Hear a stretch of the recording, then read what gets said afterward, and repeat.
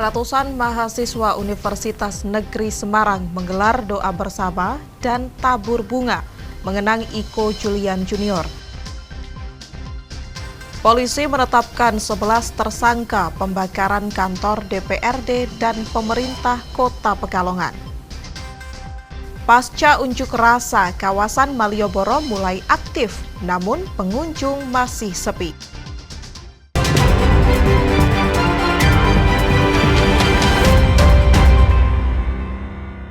Saudara, apa kabar Anda hari ini? Selain 3 informasi tadi, sejumlah informasi menarik lainnya akan kami hadirkan untuk melengkapi Kompas Jateng hari ini. Selama 30 menit ke depan, Kompas Jateng menyajikan informasi independen dan terpercaya seputar Semarang, Jawa Tengah, dan Yogyakarta. Bersama saya, Gisy Lutfia.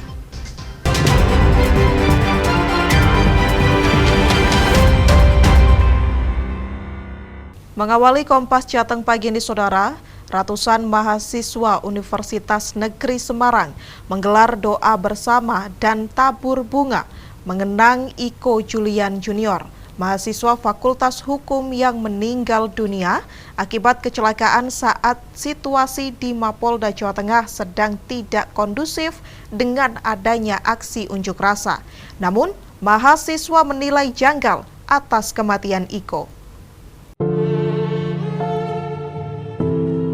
Halaman Fakultas Hukum Universitas Negeri Semarang atau UNES dipadati dengan ratusan mahasiswa yang membawa bunga dan menaburkannya, serta menyalakan lilin di sekitar foto almarhum Iko Julian Junior, tepat di bawah patung Dewi Themis, simbol keadilan dan saksi bisu kesedihan Civitas Akademika Fakultas Hukum UNES. Presiden BEM Fakultas Hukum UNES, M. Dafa Majid mengatakan, gelaran ini sebagai bentuk penghormatan untuk Iko. Meski keterangan dari RSUP Dr. Karyadi, Iko meninggal akibat kecelakaan, namun mahasiswa menilai ada kejanggalan. Karena pada saat unjuk rasa di Mapolda Jawa Tengah, ada 5 mahasiswa Fakultas Hukum UNES yang sempat ditahan oleh polisi. Dan langkah hukum atas kejanggalan meninggalnya Iko saat ini diserahkan ke Pusat Bantuan Hukum Ikatan Alumni Fakultas Hukum UNES. Ya, mengingat teman kita, saudara Iko, di 2 hari kemarin itu mendapat kejadian meninggal dunia.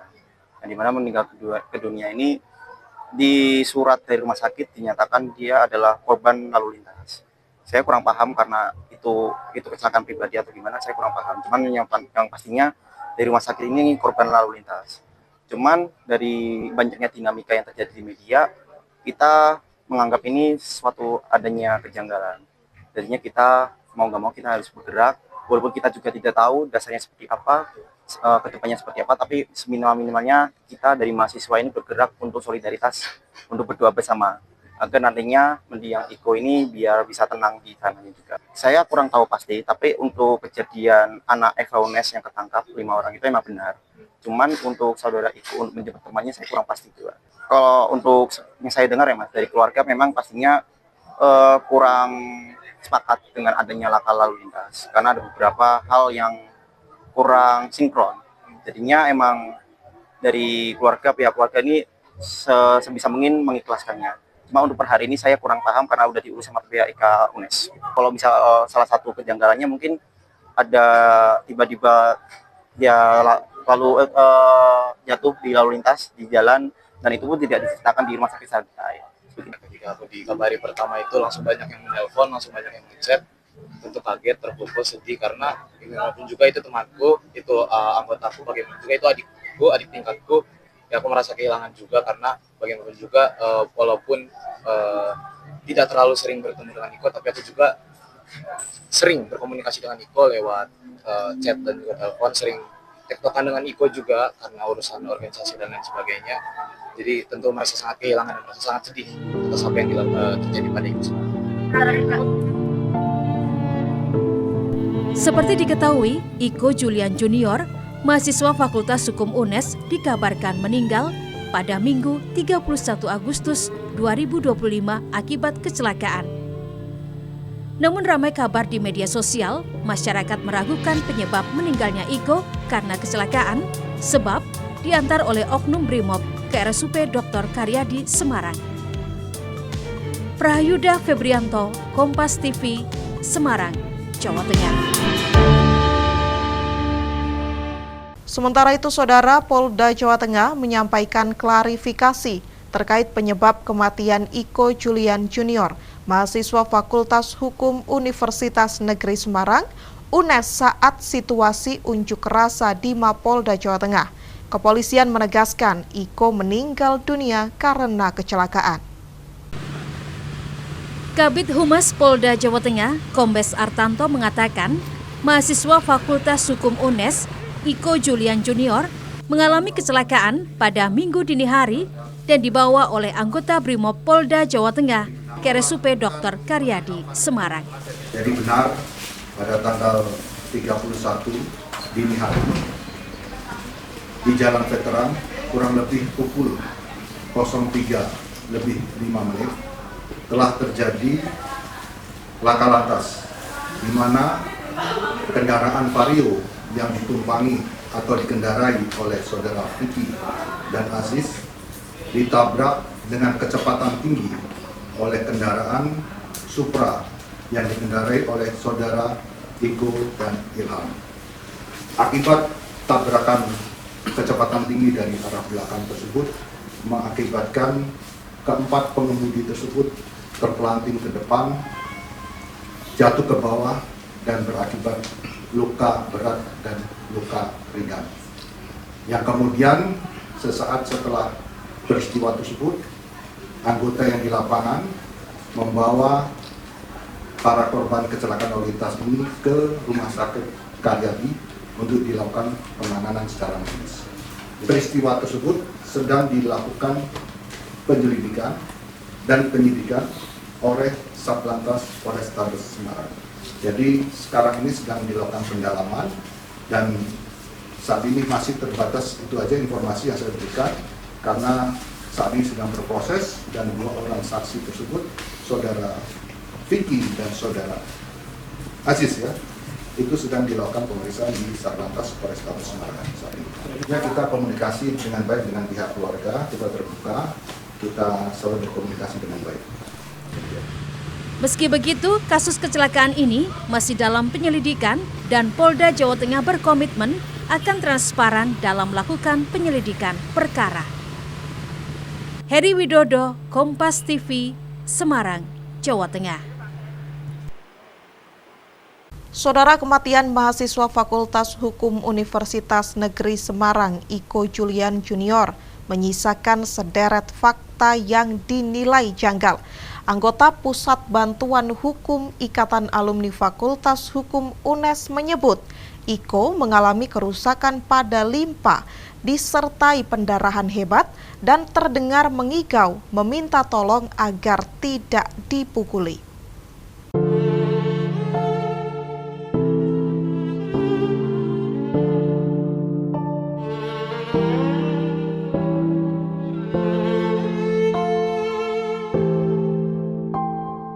Iko Julian Junior, mahasiswa Fakultas Hukum UNES, meninggal dunia saat situasi di Mapolda Jawa Tengah sedang tidak kondusif dengan adanya aksi unjuk rasa. Iko yang berpamitan kepada ibunya untuk pergi ke kampus Sabtu sore justru dibawa personel Brimob ke RSUD Dr. Karyadi Semarang dalam kondisi babak belur. Dokter menyatakan Iko mengalami kerusakan pada limpa disertai pendarahan hebat sehingga harus segera dioperasi. Setelah mendapat persetujuan dari ibunya, tim dokter melakukan operasi, namun kondisi Iko justru semakin kritis. Di ruang tunggu, sang ibu mengaku sempat mendengar anaknya mengigau dan berkata, "Ampun Pak, jangan pukuli saya lagi."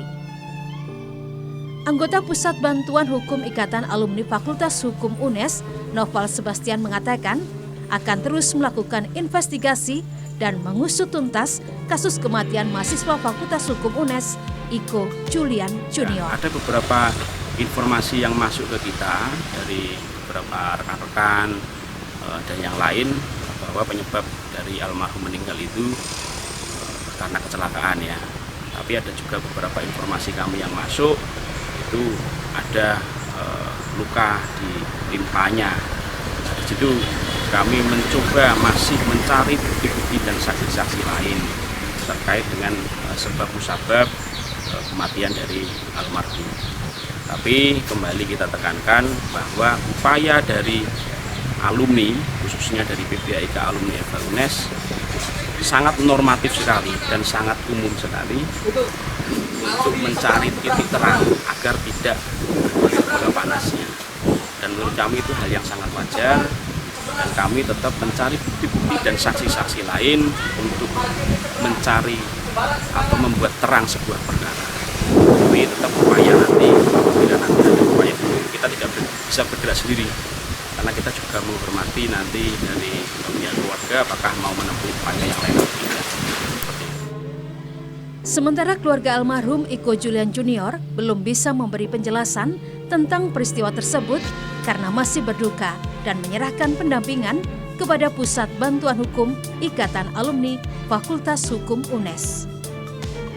Heri Widodo, Kompas TV, Semarang, Jawa Tengah.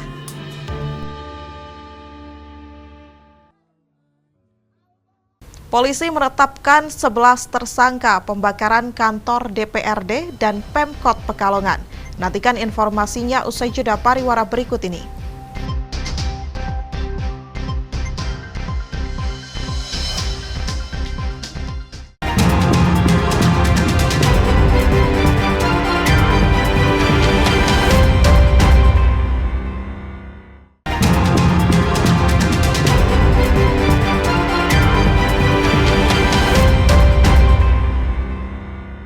Saya Gesi Lutfia, kembali bersama Anda di Kompas Jateng. Saudara, Polres Pekalongan Kota Jawa Tengah mengamankan 11 orang terkait aksi pembakaran kantor DPRD dan pemerintahan Kota Pekalongan pada 30 Agustus. Dari jumlah tersebut, 4 orang telah ditetapkan sebagai tersangka berstatus dewasa, sementara 7 lainnya masih di bawah umur dan tengah diproses sesuai hukum yang berlaku. 11 tersangka perusakan hingga pembakaran gedung kantor DPRD dan Wali Kota Pekalongan memiliki peran berbeda. Ada yang bertindak sebagai pelaku pembakaran, penganiayaan terhadap polisi, serta ada pula yang berperan menghasut massa hingga menimbulkan kericuhan. Kapolres Pekalongan Kota AKBP Riki Yaryandi menyebut aksi anarkistis dipicu oleh provokasi yang meniru kejadian di Jakarta. Padahal Kota Pekalongan tidak memiliki persoalan besar dengan pemerintah daerah. Selain mengamankan para pelaku, polisi juga mengamankan sejumlah barang jarahan seperti sound system, komputer, lemari, hingga sepeda motor. Kita telah mengamankan beberapa tersangka dan anak di bawah umur. Kita klaster ada yang melakukan pembakaran, penganiayaan terhadap personil Polri, dan ada juga yang melakukan penghasutan sehingga terjadinya aksi-aksi demonstrasi yang berujung anarkis hingga terbakarnya kantor fasilitas Pemkot Pekalongan dan kantor DPRD Kota Pekalongan. Kapolres menegaskan pengembalian barang jarahan tidak akan menghapus tindak pidana. Para pelaku dijerat pasal penganiayaan, membahayakan keamanan seperti pembakaran, pencurian, dan Undang-Undang ITE. Ari Himawan, Kompas TV, Pekalongan, Jawa Tengah. Yang juga menjadi sorotan pagi ini, saudara, pengemudi ojek online atau ojol Kota Semarang menggelar doa bersama untuk Afan Kurniawan, pengemudi ojol yang meninggal dunia dilindas kendaraan taktis polisi di Jakarta, serta Rusdam Diansyah yang meninggal dunia dikeroyok massa karena diduga anggota intelijen saat aksi unjuk rasa ricuh di Makassar. Dengan memasang spanduk bertuliskan Semarang Cinta Damai dan membawa poster almarhum Afan Kurniawan serta Rusdam Diansyah, ratusan pengemudi ojek online berkumpul di lapangan Simpang 5 Kota Semarang menggelar aksi solidaritas atas meninggalnya 2 rekannya tersebut. Dalam aksi yang dikemas dalam doa bersama ini merupakan aksi solidaritas yang dilakukan oleh rekan-rekan ojek online Semarang sebagai wujud rasa empati terhadap korban yang meninggal saat menjalankan tugas sebagai pengemudi ojek online. Kami mengadakan hari ini adalah sebagai jawaban dari beberapa kali rencana yang tertunda. Ya kan, soalnya teman-teman pada menanyakan kapan. Kegiatan hari ini terlaksana dengan baik berkat dukungan dari TNI, Polri dari segi pengamanannya. Tujuan kita tercapai bahwa poin utama Pak, kita menjaga kondusivitas Semarang pada khususnya Jawa Tengah pada umumnya. Jadi seperti tadi saya sampaikan di sambutan, ojol kalau bergerak itu tidak akan pernah anarkis. Dan kami juga menyampaikan penekanan kepada teman-teman untuk jangan mudah terprovokasi. Setiap informasi yang diterima harap disaring dengan benar. Komunitas ojek online Semarang juga menyatakan mendukung aparat kepolisian untuk transparan dalam melakukan upaya penyelidikan meninggalnya Afwan Kurniawan saat aksi unjuk rasa di Jakarta. Pengemudi ojek online juga membagikan bunga kepada personel TNI Polri sebagai simbol bahwa aksi digelar dengan damai dan kondusif. Heri Widodo, Kompas TV, Semarang, Jawa Tengah. Pasca aksi unjuk rasa, kawasan Malioboro mulai aktif namun masih sepi wisatawan. Nantikan informasinya usai jeda pariwara berikut ini.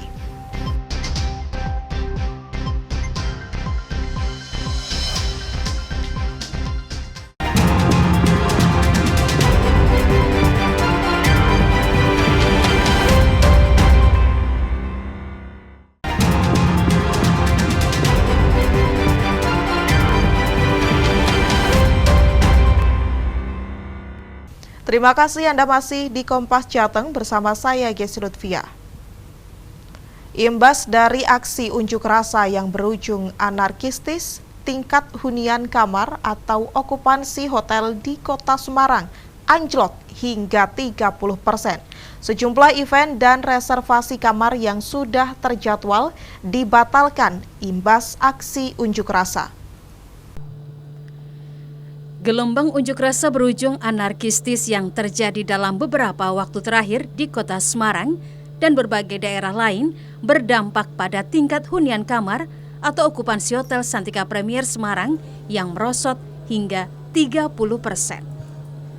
General Manager Sekretari and Marketing Communication Hotel Santika Premier Semarang, Lia Anwar mengatakan, sebagian besar tamu menunda dan membatalkan kunjungannya ke Kota Semarang. Lesunya tingkat hunian hotel dirasakan pada akhir pekan lalu, yakni pada tanggal 30 hingga 31 Agustus 2025. Selain itu, agenda rapat dari sejumlah instansi maupun perusahaan juga dibatalkan akibat situasi yang tidak kondusif. Nah, di sini untuk sampai dengan hari ini sudah mulai membaik lagi, sudah mulai naik lagi untuk tingkat huninya, tapi perlu kita ketahui juga ya, kita tetap melakukan persiapan juga apabila memang nanti masih ada aksi-aksi susulan berkelanjutan untuk kedepannya. Karena seperti yang sudah kita tahu juga kondisi di Kota Semarang, di mana Hotel Santika Premier Semarang terletak di area yang memang cukup dekat dengan aksi tersebut, sehingga dari kita sendiri juga terus memberikan informasi juga ya untuk tamu-tamu kita apabila memang ada rencana untuk melakukan pembatalan atau memang diundur reschedule untuk jadwal kunjungannya, itu kita menerima ya, karena situasinya memang masih belum kondusif.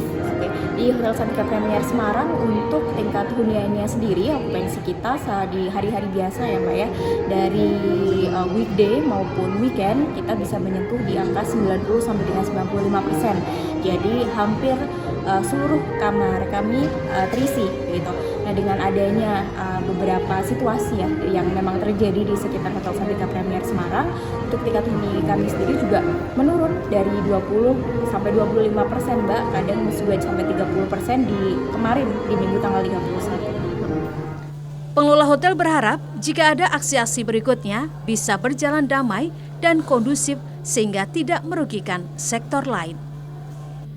Febriana Mila, Kompas TV, Semarang, Jawa Tengah.